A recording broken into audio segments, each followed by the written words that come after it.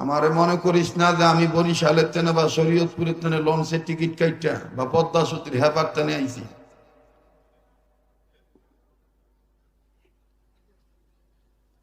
আওয়ামী লীগ করস আর বিএনপি করস, আমার তলার হাত যায়নি আর পরে আমার লগে কথাবার্তা কবি।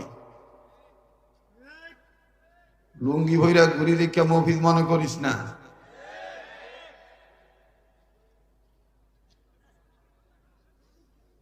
আল্লাহ যত বড় কোটিপতি আর যত বড় শিল্পপতি হয় তা গণা তো ধরি না। আমি যেন হাগি হেন আমার এসি লাগাই না, মুখ ছুটাইতে চাইছিলাম না। বই ঘরে কিছু উই পোকা আছে, উই পোকা যারা হুজুরদেরকে দুইটা হতেও কোনে না, তোদেরকে আমি আমার স্যান্ডেলের দামে বেটা দেখি না। বেটা পারলে যাইছে আমার অফিসে, কারোর জোর কইরা জমি টেহা মাইরা নিয়ে জমি কিনি নাই, কারো তেনে ভিক্ষা কইরা চান্দা কইরা মাদ্রাসা করি নাই। বুঝগ নারায়ণগঞ্জে কারো বাপের টাকার জমি কিনা দিয়া আমার হেল্প করছে, মহব্বত করছে, ভিক্ষা লইয়া থাই, এটা মনে করিস না। Bad sound, not bad sound. মেজাজ ঠান্ডা আছে, মেজাজ ঠান্ডা ভাবে কথা শুনবেন, না শুনলে বইলা দিবেন দোয়া করে জামুগা। কইবেন যে টাকা অ্যাডভান্স লইছি, জিগাইস কয় টাকা দিছে আমারে। হ্যাঁ, 27 বছর ধরে চুঙ্গায় হুক দেই,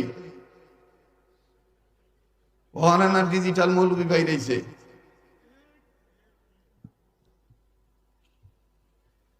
কথা কন না কেন?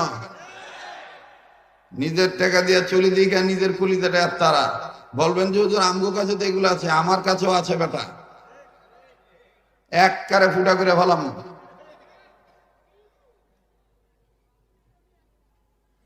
রংবাদী সব হুজুরের লাগে চলে না।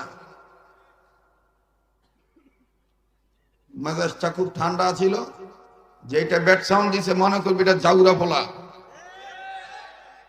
ওর বাপেরও ঠিক নাই, মায়েরও ঠিক নাই, জাউরা পোলা পান।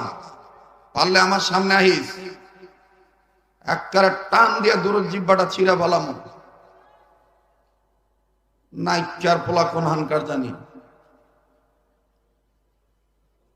আমি কথা কইতে চাই না, আমি 2-3 বছর নারায়ণগঞ্জে মাহফিল নেই নাই। কেন নেই নাই জানেন? এই নারায়ণগঞ্জে কিছু উই পোকা আছে, বিদেশি মৌলবী, এরা বাইরে থেকে এসে নারায়ণগঞ্জে কুতুব সাজছে।